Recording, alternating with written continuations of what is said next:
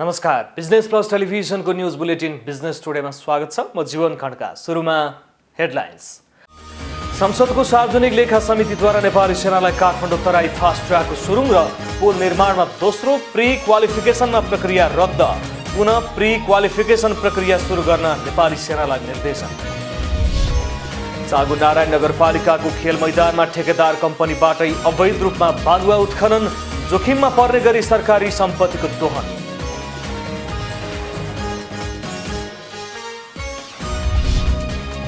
भारतीय सरकारसँगको सहकार्यमा बनेका हुलाकी राजमार्गको 13वटा खण्ड निर्माण सम्पन्न। पूर्वाधार तथा यातायात मन्त्री वसन्त कुमार नेम्बाङलाई निर्माण सम्पन्न भएको सडकहरू हस्तान्तरण। सरकारद्वारा चीन सरकारबाट अनुदानमा प्राप्त कोरोना विरुद्धको भेरोसेल खोप लगाउने तयारी। 40 देखि 59 वर्ष उमेरका समूहका व्यक्तिलाई लगाउने निर्णय। र बिहिबार नेप्से परिसूचक 12.88 अङ्क बढेर 2631.89 बिन्दुमा बन्द। 7 अर्ब 25 करोड 9,24,000 रुपियाँ बराबरको सेयर खरिद बिक्री।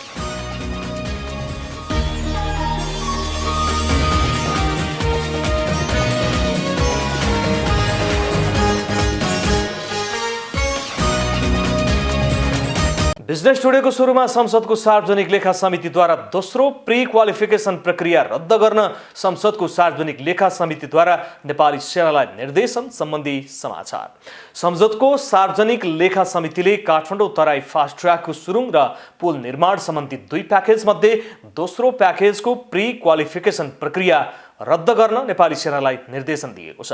बिहिबार सिंहदरबारमा बसेको बैठकले फास्ट ट्र्याकको 2वटा प्याकेजको टेन्डर आह्वानको लागि प्री क्वालिफिकेसनको नतिजा निकालिएको मध्ये दोस्रो प्याकेजमा प्रतिस्पर्धा हुने नदेखिएकोले रद्द गरी पुनः प्री क्वालिफिकेसन प्रक्रिया सुरु गर्न निर्देशन दिएको हो।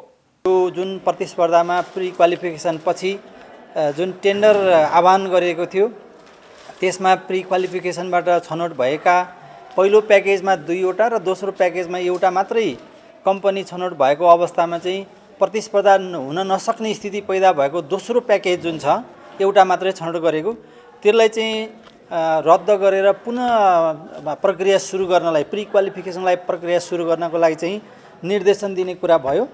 नेपाली सेनाले दोस्रो प्याकेज अन्तर्गत मकवानपुरको धोन्द्रे स्थित सिम्पानीदेखि 40 खोल्सीसम्म 1.37 किलोमिटर र लेनडाँडा स्थित घट्टेपाखादेखि बाँदरे खोल्सीसम्म 1.4 किलोमिटर गरी 2वटा सुरुङ मार्ग र पुल निर्माणका लागि चीनको पोली च्याङ्दा इन्जिनियरिङ कर्पोरेसनलाई मात्र प्री क्वालिफिकेसनमा छनौट गरेको थियो।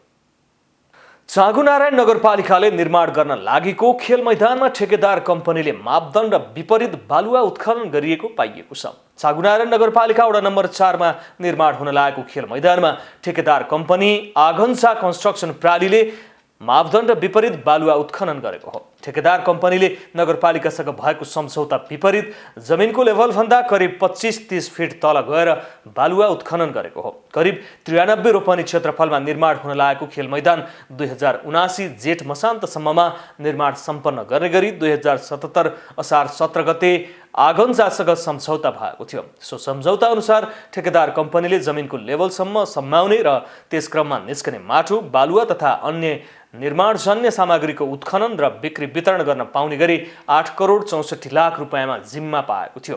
तर नगरपालिकासँग भएको सम्झौता विपरीत ठेकेदार कम्पनीले बालुवा उत्खनन गरिरहेको स्थानीयले बताएका छन्।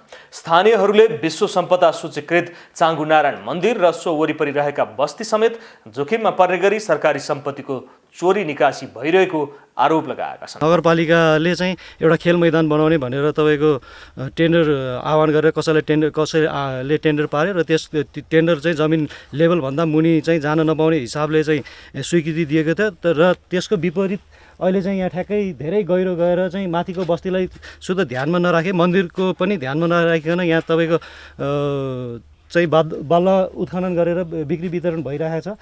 यसलाई चाहिँ एकदमै सक्दो चाँडोभन्दा चाँडो चाहिँ सम्बन्धित निकायले चाहिँ यसलाई चाहिँ हेरोस् र कारबाहीको लागि चाहिँ अगाडि बढोस् भन्ने हामी यहाँ स्थानीय जनताको तर्फबाट म भन्न चाहन्छु। राष्ट्रिय हिसाबको खेलकुद परिषदले आह्वान गरेको क्रिकेट मैदान बन्ने भन्ने ठाउँमा छौँ।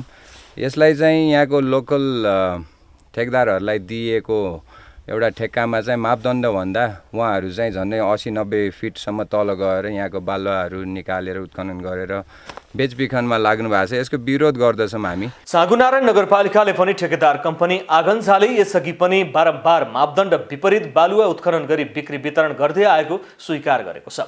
नगरपालिकाका सूचना प्रविधि अधिकृत एवं सूचना अधिकारी सिद्धान्त उपानेले 1 महिना अघि पनि जिल्ला प्रशासन कार्यालय भक्तपुर मार्फत उक्त कार्य रोक्न निर्देशन दिएको बताउनुभयो। उहाँले सम्झौता भन्दा बाहेक गरिएका कार्य गैर कानुनी भएको भन्दै उक्त कार्य तत्काल रोक लगाउने समेत बताउनुभयो। चाहिँ हामीले नै स्थानीयको ऊ आइसकेपछि नै हामीले गर त्यसलाई हामीले चाहिँ तत्काल पूर्ण लगाएर त्यसको ग्राउन्ड लेभलभन्दा तल नजानलाई निर्देशन गऱ्यौँ र त्यस अनुरूप चाहिँ डोजरहरू लगाएर पुरेको पनि तपाईँहरूले देख्नुभयो।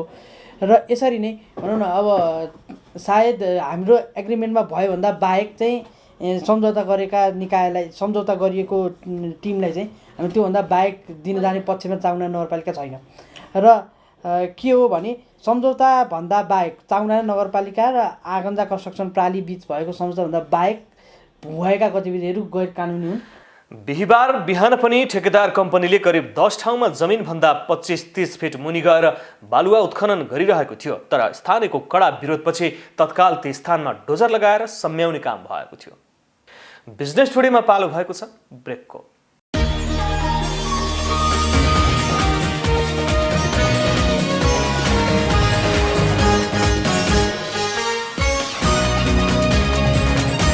बिजनेस टुडेमा पुनः स्वागत छ। अब बाँकी समाचार। भारतीय सरकारसँगको सहकार्यमा बनेको हुलाकी राजमार्गको 13वटा खण्ड निर्माण सम्पन्न भई हस्तान्तरण भएको छ। भौतिक योजना तथा यातायात मन्त्रालयमा एक कार्यक्रमका बीच नेपालका लागि भारतका राजदूत विनय मोहन क्वात्राले भौतिक पूर्वाधार तथा यातायात मन्त्री वसन्त कुमार नेमाङलाई निर्माण सम्पन्न भएका सडक खण्डहरू हस्तान्तरण गर्नुभयो। कुल 1857 किलोमिटर लम्बाइ भएको हुलाकी राजमार्गको 273 किलोमिटर आज हस्तान्तरण गरिएको छ। यसअघि हुलाकी राजमार्गलाई जोड्ने वीरगञ्ज ठोरी 30 किलोमिटर सडक खण्ड निर्माण सम्पन्न हुने चरणमा छ। नेपालको तराई क्षेत्रको विकासका लागि महत्त्वपूर्ण मानिएको हुलाकी राजमार्गको निर्माण लामो समयदेखि अड्किएर बसेको भए पनि निर्माण सम्पन्न हुने चरणमा पुगेको छ। हस्तान्तरण कार्यक्रममा मन्त्री नेमाङले नेपालको भौतिक पूर्वाधारको विकासमा भारतीय सहयोग महत्त्वपूर्ण रहेको बताउनुभयो। नेपाल सरकारले अघि सारेको समृद्ध नेपाल सुखी नेपालीको नारालाई यस प्रकारका भौतिक पूर्वाधारको माध्यमबाट सरकार साकार पार्नेतर्फ अघि बढेको बताउनुभयो। The present government of Nepal has been accordingly prioritizing infrastructure development including transportation. Postal highway in the different parts of the country has a historical importance as the trail were in existence since historic. कार्यक्रममा नेपालका लागि भारतीय राजदूत क्वात्राले नेपालको विकासका लागि भारतले सक्दो सहयोग गर्ने बताउनुभयो। भारतले छिमेक पहिलो नीति लिएर छिमेकी देशको भौतिक पूर्वाधारको विकास, सामाजिक विकास र आर्थिक उन्नति हुने गरी सहयोग गरिरहेको बताउनुभयो। नेपालसँग त रोटी बेटीको सांस्कृतिक सम्बन्ध पनि रहेको हुँदा सधैँ सहयोग गरिरहने बताउनुभयो।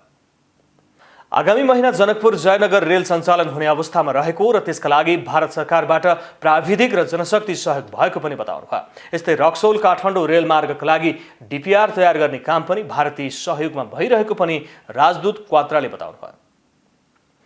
चीन सरकारबाट अनुदानमा प्राप्त कोरोना विरुद्धको भेरोसेल खोप 40 देखि 59 वर्ष उमेरका समूहका व्यक्तिलाई लगाउने निर्णय भएको छ। सरकारले 40 देखि 59 उमेरका समूह व्यक्तिलाई लगाउने निर्णय गरेको हो। स्वास्थ्य तथा जनसङ्ख्या मन्त्रालयले पूर्वाधारको हिसाबले देशका विभिन्न अस्पताल छनौट गरी 40 देखि 59 वर्ष उमेर समूहका नागरिकलाई यो खोप दिने तयारी गरेको हो। खोप दिने मिति सुनिश्चित भइ नसकेको भए पनि अस्पतालको व्यवस्थापन टुङ्गो लागेसँगै चाँडै नै खोप दिइने मन्त्रालयको भनाइ छ। चीन सरकारले 8 लाख मात्रा भेरोसेल खोप नेपाललाई उपलब्ध गराएको थियो। उक्त खोप नेपाल वायु सेवा निगमको वाइड बडी 330 जहाजबाट यही चैत्र 16 गते नेपालमा ल्याइएको थियो। यसअघि सरकारले दोस्रो खोप अभियान अन्तर्गत 65 वर्षभन्दा माथिका ज्येष्ठ नागरिकलाई खोप प्रदान गरेको थियो।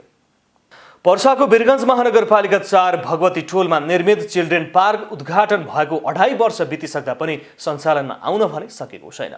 पार्क सञ्चालनमा नआउँदै जीर्ण हुने अवस्थामा पुगेको छ। एक रिपोर्ट। मझौला शहर एकीकृत शहरी वातावरणीय योजना अन्तर्गत पर्साको वीरगञ्ज महानगर 4 भगवती टोलमा निर्मित चिल्ड्रेन पार्क उद्घाटन भएको 2.5 वर्ष बितिसक्दा पनि सञ्चालनमा आउन सकेको छैन। पार्क सञ्चालनमा आई जीर्ण अवस्थामा पुगेको छ। चिल्ड्रेन पार्कको सुरक्षाका लागि वीरगञ्ज महानगरपालिकाले 3 जना कर्मचारी खटाए पनि त्यसको संरक्षण हुन भने सकेको छैन।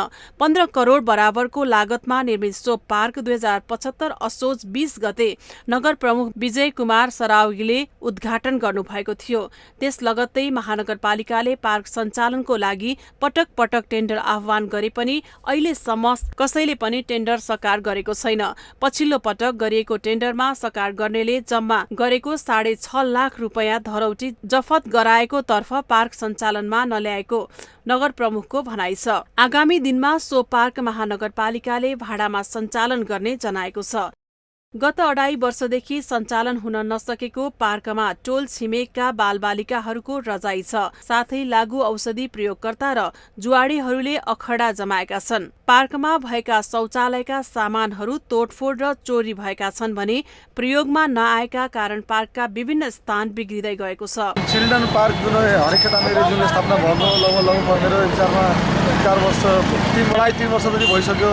त्यसमा 15 करोडको लागतमा जुन निर्माण भएको छ, तर जुन योजना लिएर महानगरपालिकाले र वीरगञ्जवासीले जुन सोचेको थियो त्यस्तो केही पनि त्यहाँ देखिएन। किनभने त्यो त झन् जीर्ण अवस्था भइसक्यो। 15 करोडको लागत पनि अहिले बनाए पनि त्यो 15 करोड लागतमा नभएको भए पनि तर जीर्ण अवस्था भइसकेको थियो।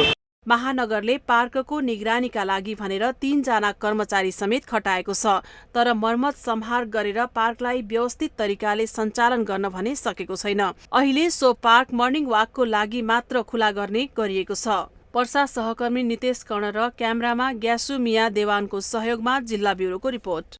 बिजनेस टुडेमा पालो भएको छ ब्रेकको।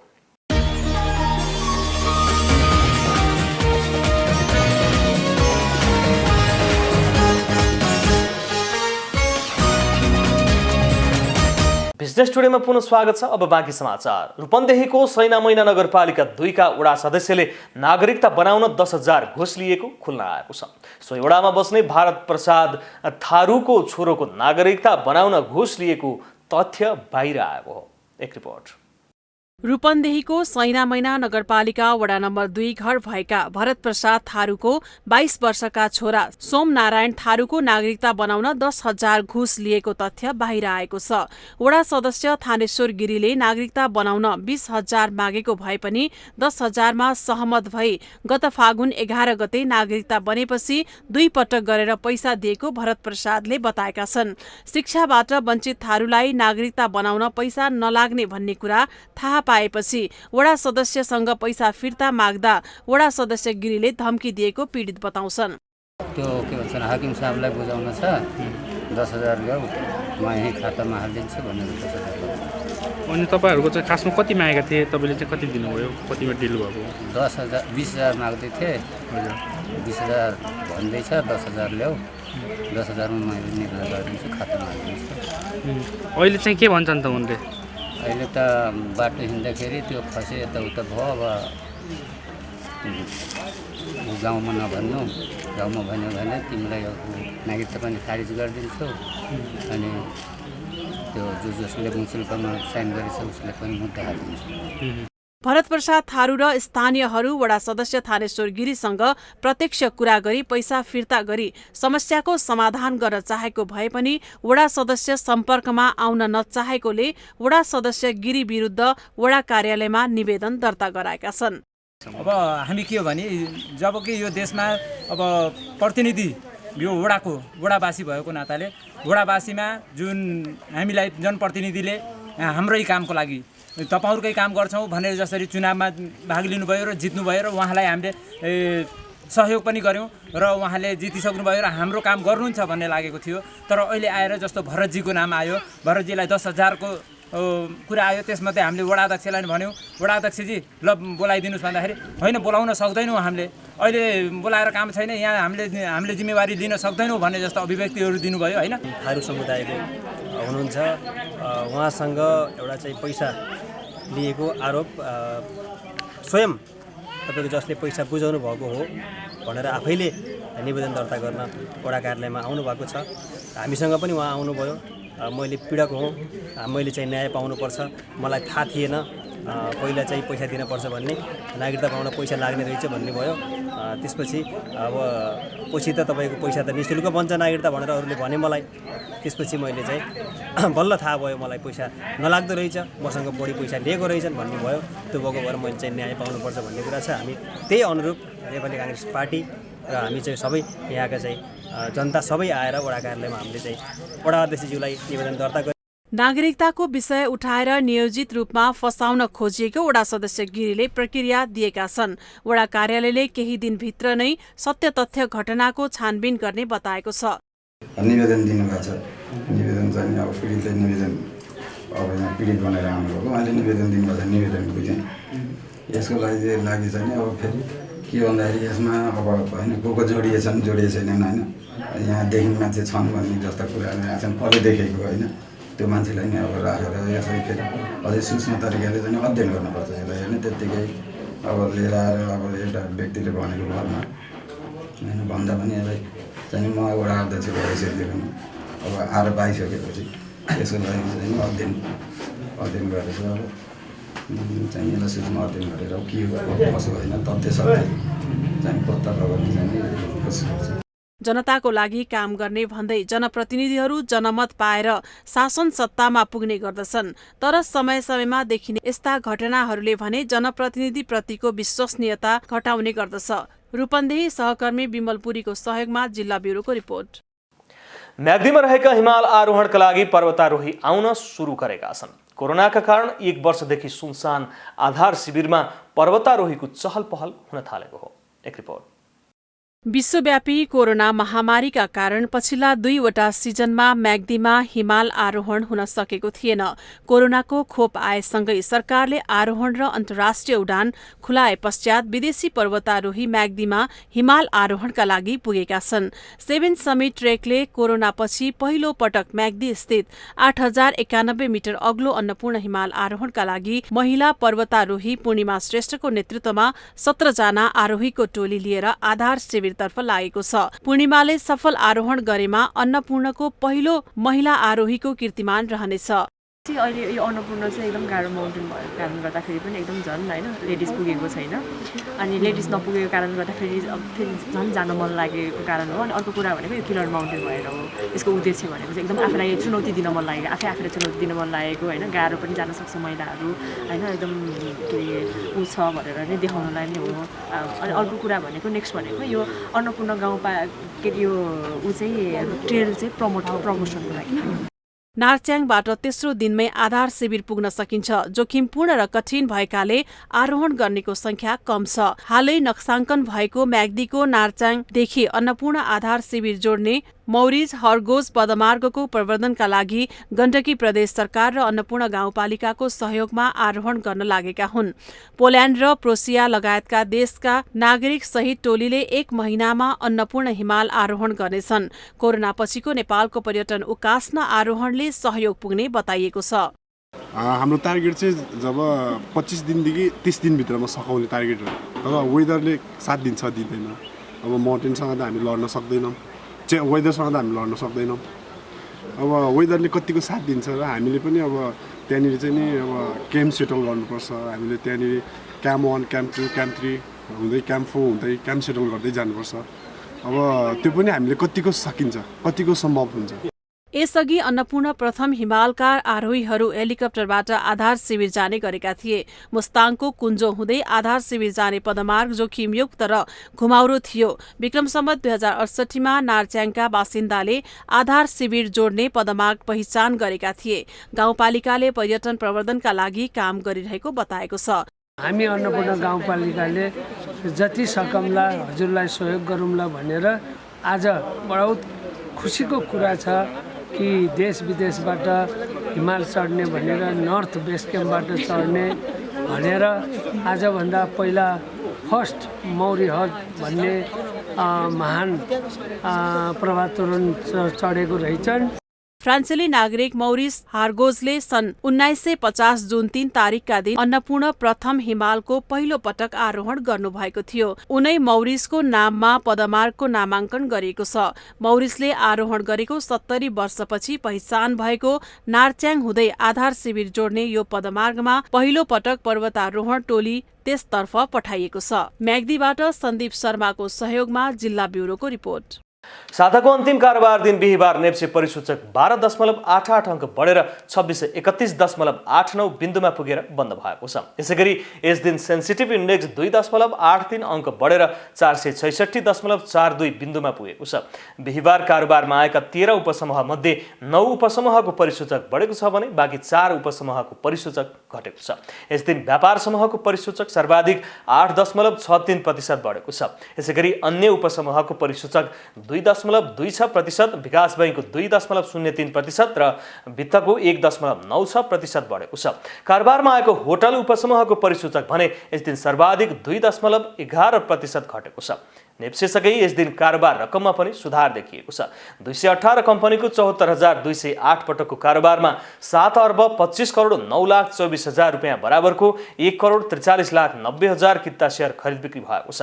बिहीबार 7 कम्पनीको सेयर सकारात्मक सर्किट लेभलमा कारोबार भएको छ। यस दिन सान्जेन जलविद्युत कम्पनी, युनाइटेड फाइनेन्स, किसान माइक्रो फाइनेन्स, ओमी लघुवित्त, एनआइसिएसिएल लघुवित्त, अजोड इन्सुरेन्स र श्री इन्भेस्टमेन्ट एन्ड फाइनेन्सको सेयर सकारात्मक सर्किट लेभलमा कारोबार भएको हो। यसैगरी एचआइडिसिएल को शेयर मूल्य भने यस दिन सर्वाधिक 5.53% घटेको छ। कारोबारका आधारमा यस दिन अप्पर तामाकोशी शीर्ष स्थानमा रहेको छ। बुलेटिनको अन्त्यमा अहिलेसम्मका हेडलाइन्स। संसदको सार्वजनिक लेखा समितिद्वारा नेपाली सेनालाई काठमाडौँ तराई फास्ट ट्र्याकको सुरुङ र पुल निर्माणमा दोस्रो प्री क्वालिफिकेसनमा प्रक्रिया रद्द, पुनः प्री क्वालिफिकेसन प्रक्रिया सुरु गर्न नेपाली सेनालाई निर्देशन। चागु नारायण नगरपालिकाको खेल मैदानमा ठेकेदार कम्पनीबाटै अवैध रूपमा बालुवा उत्खनन, जोखिममा पर्ने गरी सरकारी सम्पत्तिको दोहन।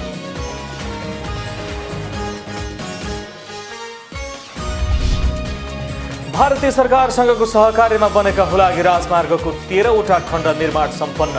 पूर्वाधार तथा यातायात मन्त्री वसन्त कुमार नेम्माङलाई निर्माण सम्पन्न भएको सडकहरू हस्तान्तरण। सरकारद्वारा चीन सरकारबाट अनुदानमा प्राप्त कोरोना विरुद्धको भेरोसेल खोप लगाउने तयारी, 40 देखि 59 वर्ष उमेरका समूहका व्यक्तिलाई लगाउने निर्णय। र बिहीबार नेप्से परिसूचक 12.88 अङ्क बढेर 2631.89 बिन्दुमा बन्द, 7 अर्ब 25 करोड 9,24,000 रुपियाँ बराबरको सेयर खरिद बिक्री।